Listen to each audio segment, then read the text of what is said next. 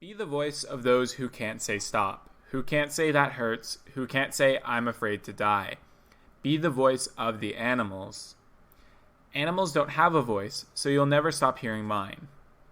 Chances are, if you've participated in advocacy for non-human animals, you've heard phrases like this, or at least something similar.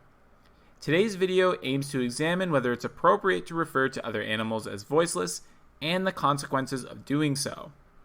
Before we start, a huge thank you to this article from Species Revolution. It breaks down this issue in a great way, and we will be making reference to it throughout. Please go give it a read and support Species Revolution and their powerful anti-speciesist advocacy. It's important we establish and acknowledge that other animals aren't voiceless, at least not literally. Cows bellow when their babies are abducted, and pigs scream as they go into gas chambers. Fishes use vibrations in their swim bladders to communicate with one another, birds sing songs, and cats and chickens purr when happy. Other animals may communicate non-verbally.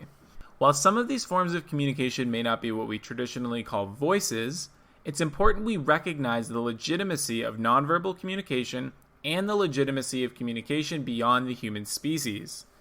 Non-humans are communicating all the time and have their own voices. They are not literally voiceless. So what are the consequences when we refer to them as voiceless? One consequence is we pass on an opportunity to highlight their individuality. A central message of non-human rights is that they are individuals who possess their own unique consciousness. Their voices are the manifestation of this consciousness. Relegating them to the status of voiceless ignores this opportunity to demonstrate that other animals are thinking individuals who communicate their preferences. We must highlight non-humans' voices to showcase that they are individuals with their own lives and desires, and that they communicate these desires to each other and to us.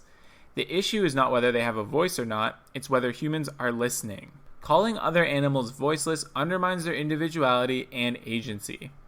As allies to other animals in their fight for liberation, we can highlight the ways in which non-humans use their voices to resist and protest exploitation. This centers non-human animals as active participants in their movement for liberation.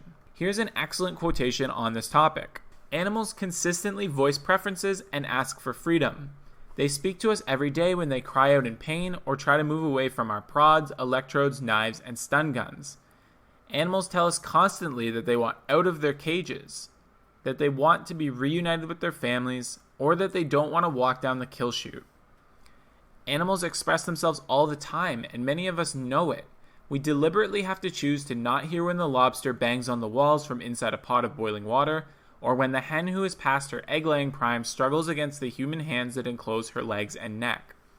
We have to choose not to recognize the preference expressed when the fish spasms and gasps for oxygen in her last few minutes alive. This leads us into the final consequence of the term voiceless. When we do refer to non-humans as voiceless, we center ourselves in a movement that is not for or about us. Humans are allies in the fight for non-human liberation, and declaring ourselves as voices for the voiceless implies that it is our voices that ought to be heard and relegates non-humans to the margins of their own movement. This is not the role of an ally. Rather, our role is to amplify the voices of the oppressed. In order to amplify their voices, we need to recognize that they have voices first, and we can't do this if our language and framing constantly reinforces the idea they do not. As allies to non-human liberation, we must work to understand their stories and their voices. Only when we do that work are we able to understand and amplify their voices to better connect humans around us to the victims of speciesism. Our role is to share the stories of non-humans, not tell our own. Not only is it inappropriate to center our own voices and stories in non-human advocacy, it's also often ineffective. Because we are not victims of speciesism, our stories are often not the best to help others understand the issue of speciesism. There are advocates who insist on holding on to the term voiceless, arguing it is not meant to be taken literally and simply refers to not having a voice politically or socially. If we wish to communicate the idea that non-humans do not have voices recognized politically or socially, we should use the word silenced. Referring to non-humans as silenced still communicates the absence of a political or social voice while acknowledging they do have voices. Non-human animals have voices but are systematically silenced by human culture that ignores their cries and refuses to extend moral consideration beyond the human species. There's really no such thing as the voiceless. There are only the deliberately silenced or the preferably unheard. Thanks for watching this video on this important topic. Subscribe to the channel to watch more videos on anti-speciesist framing.